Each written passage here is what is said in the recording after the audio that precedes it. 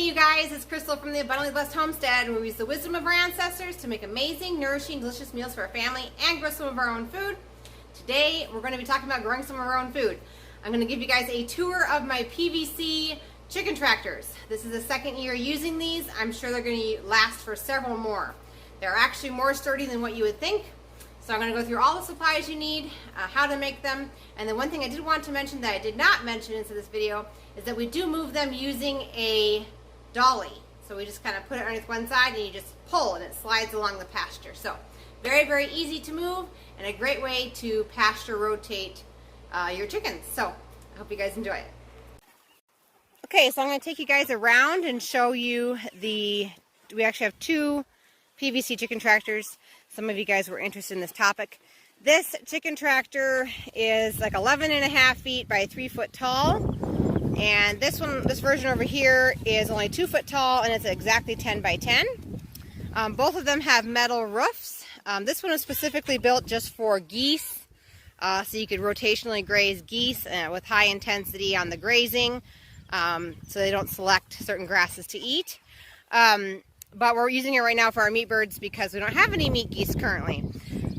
So anyway, we only took the roof halfway on this one, and if I were to rebuild, if you're just going to do chickens, I would totally only do the 2 foot high one over here, because as you get up into the 3 foot tall, it does become more unstable, and we've had some of the pieces of PVC break on us. If you're after a 3 footer for geese, maybe just do 2.5 feet. And then I would also take this metal roofing and I would go over this front section here so that it is the same as the other meat bird tractor we have here. It just gives them more shade. It gives them more protection from the wind and rain. Wind and rain when it's coming at them. They have more of an area to go. Both of the chicken tractors have a door. This one has hinges. This one we just slide and put heavy stuff on. We were going to put hinges on this one. We just never got around to it, and it seems to function just well for us. So we just basically got a whole bunch of sections of straight PVC.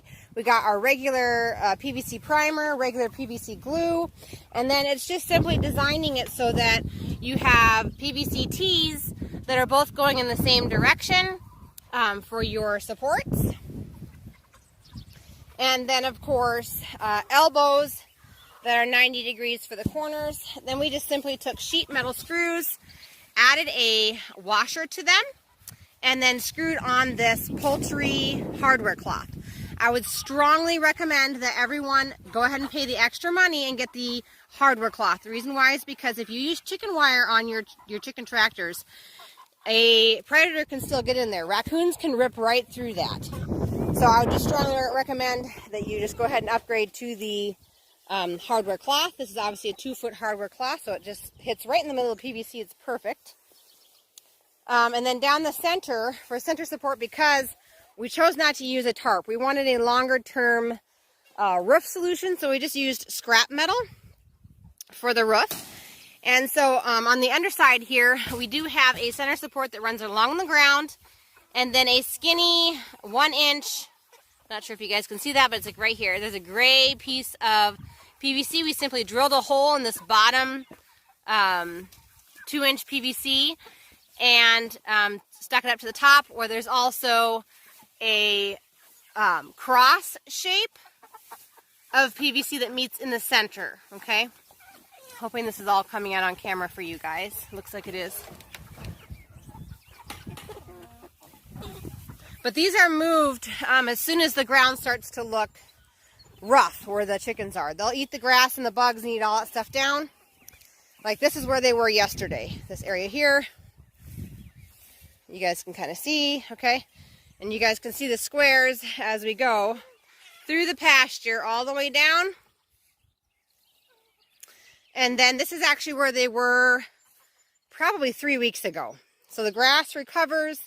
This allows for some of the other types of grasses that we would want to have beneficially come on up. And it also is a way to keep down ticks and everything else. They leave behind their poop and it fertilizes the ground. It's just a great setup. The goose tractor is set up the same way. It has the 2 inch PVC running down the center, and then you can clearly see that gray support right in the middle. We just drilled a hole, just like on the other one, in the 2-inch that's running along the ground, into the T, actually it's not a T, it's like a cross connection there in the middle, because we have a 2-inch PVC running diagonally and horizontally. They meet in the middle, and then we just drilled a hole in that connector for that 1-inch piece of gray PVC. So like I said, the only difference between this tractor and the other one is this one is a 3-foot tall tractor, so you could technically use this for geese. You could technically use this for sheep. And we went with PVC because it's cheaper and it's lighter. All right, you guys, that's all there is to our PVC chicken tractors. If you guys have any other questions, leave them down below. If you guys like this video, give it a thumbs up. If you haven't subscribed yet, click that subscribe button. I'll see you guys in the next one. Thanks so much for watching my video.